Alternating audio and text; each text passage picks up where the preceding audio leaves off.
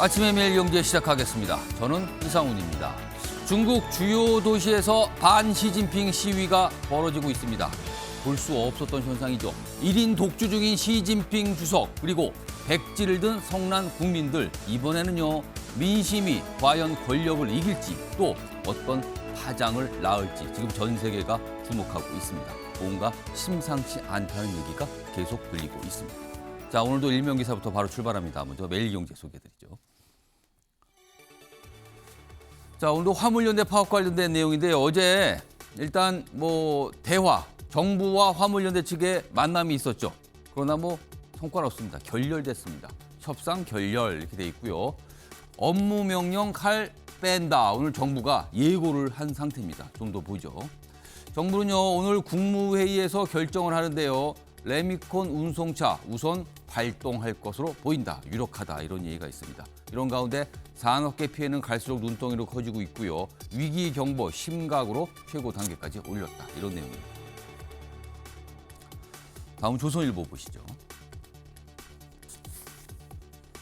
여론 통제 말라. 중국 50개 대학 시위입니다. 중국 대학생들이 목소리를 내고 있는 겁니다. 지금요. 중국 방역 항의 백지 시위가 확산이 되고 있다. 그러니까 흰 종이를 든 상태에서 그 흰 종이를 꺼내면서 시위를 한다는 거죠.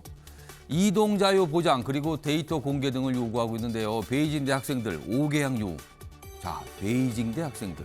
일단 중국 내에서도 굉장히 엘리트 학생으로 꼽히는 이 학생들인데 여기에서도 지금 목소리를 내고 있다는 거죠. 시진핑 모교인 칭화대에서도 집회가 열렸다. 이런 내용입니다. 이번에는 경향신문 확인해 보겠습니다.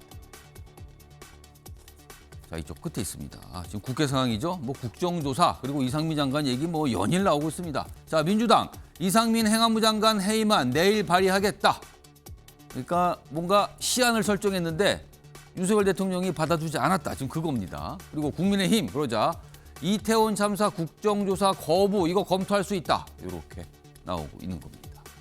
그리고 민주당은요. 탄핵 소추안은 추가 검토한다. 그러니까 해임안 탄핵 소추안 이런 얘기를 하고 있습니다.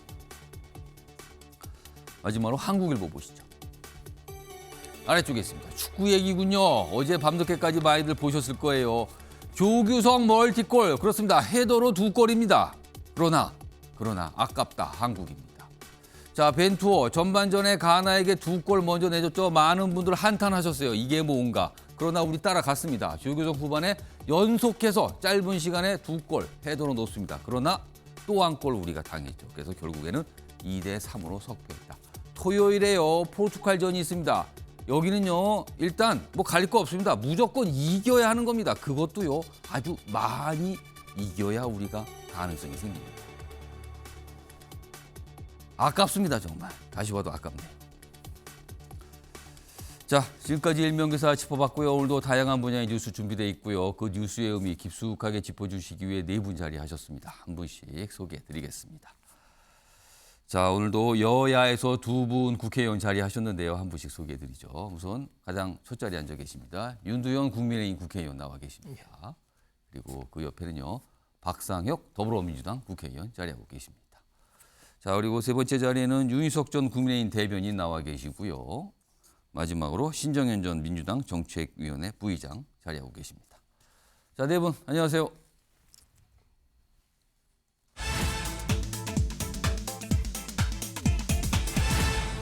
자, 오늘의 첫 번째 이슈 키워드로 확인해 보겠습니다. 백지 시위입니다. 일명기사 때 짧게 언급이 됐죠. 지금 중국 상황을 얘기합니다. 백지 시위입니다. 자, 기사로 구체적으로 확인해 보겠습니다. 중국 백지 시위 물결이다. 시진핑 리더십이 중대 기로에 섰다. 이렇게 돼 있습니다.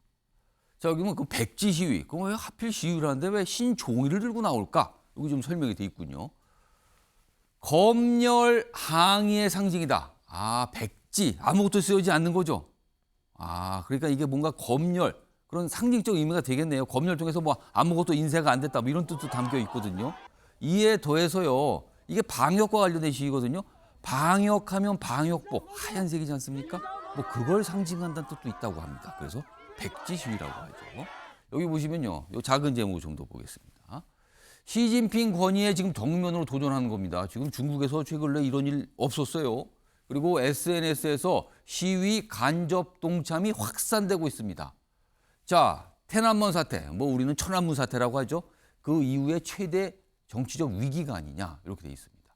자, 여기 보시면 그런데 중국 정부 지금 그럼 과연 어떻게 하고 있을까요? 진압하고 있죠. 그런데요, 성남 민심을 다독이려 제로 코로나 정책 완화할지 주목된다. 뭐 알려지는 건 없어요. 근데 이 정도면 이걸 풀지 않을 수 없을 것 같다. 보통 국가 같았으면은 다른 국가 같았으면 다 풀잖아요, 이런 걸요. 자, 일각에서는요. 그러나 홍콩 사태처럼 강경 진압이 될 수도 있다. 이런 전망까지 내놓고 있습니다. 자, 이게 첫 번째 모습이고요. 다음 하나 더 있습니다. 각국 언론들이 지금 취재하고 있잖아요. 그런데 이런 일도 있었군요. 중국 공안 야만적 언론 탄압이다. 중국 BBC 기자 끌고 가 폭행을 했다. 취재하고 있는데 끌고 가서 뭐 마구잡이로 그냥 한 겁니다, 지금. 석방 때까지 구타 발길질. 자, 여긴데 영국 정부는요, 이거 변명의 여지가 없다. 책임져라. 그러나 중국은 기자라고 밝히질 않았더라. 근데 알 수 있지 않을까요? 아무튼 이런 설명들이 맞서고 있습니다. 자, 그럼요. 이와 관련된 몇 가지 영상 묶었습니다. 확인해 보겠습니다.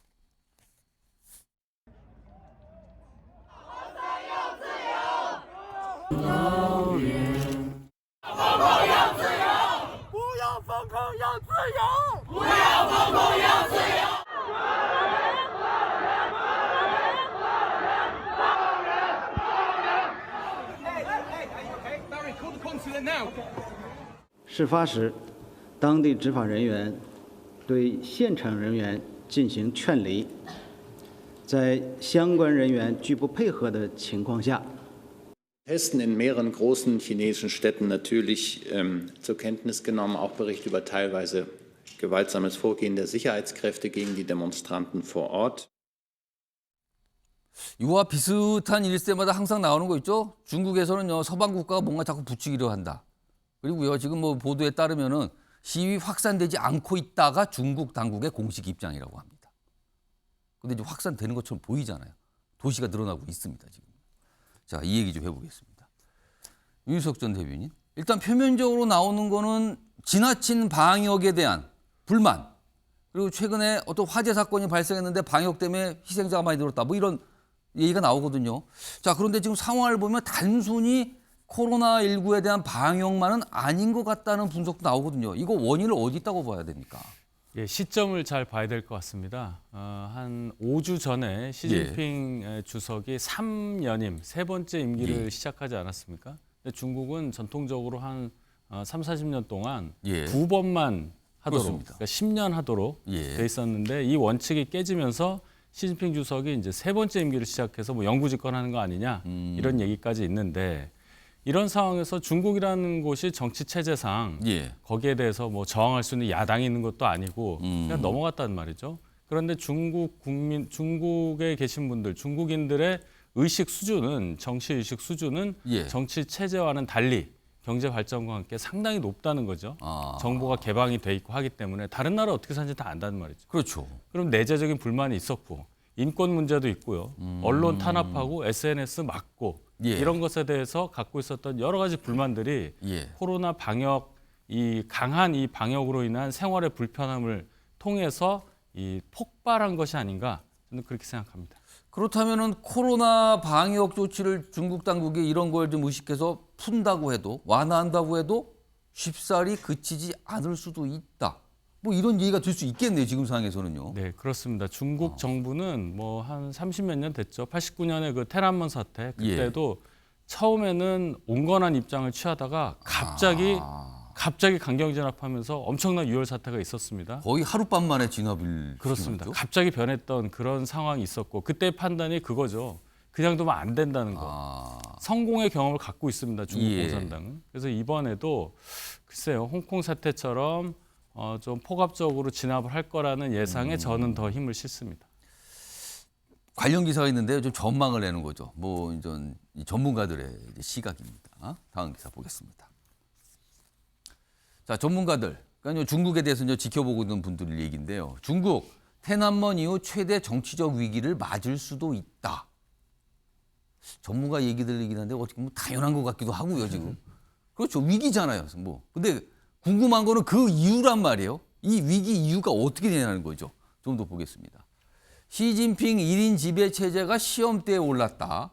지금 외신 미국 언론들 보던데요. 중국 계속된 강경 진압할 것이다. 여기도 이제 강경 진압 쪽에 무게를 좀 싣고 있네요. 이런 가운데 지금 당연히 뭐 경제는 불황하죠. 중국과 홍콩 등 아시아 증시 일제히 하락했다. 특히 홍콩 굉장히 많이 좀 출렁출렁거리는 모습 어제 보였습니다. 자, 이 얘기 좀 해보죠. 박상희 의원께서 이제 중국 쪽에 이제 관심이 많으신 걸로 이제 국회에 좀 소문이 나 있어서 제가 질문 좀 드릴게요.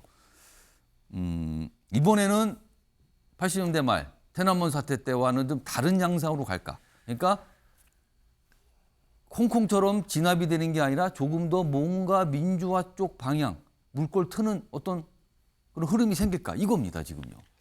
근데 이제 시진핑 주석의 3연임은 기본적으로 이 중국이 올해 덩샤오피옹 이후에 가져왔던 집단 지도 체제에서 1인 지배 체제가 강화되었다라고 하는 완전히 좀 질적으로 다른 좀 특성이 하나를 좀 봐야 될 것 같고요. 또 한편으로는 89년 천안문 사태 때와는 지금의 중국의 정치, 경제적, 세계적 위상은 굉장히 달라졌다. 이 두 가지 측면을 좀 함께 고려하면서 봐야 될 것 같습니다.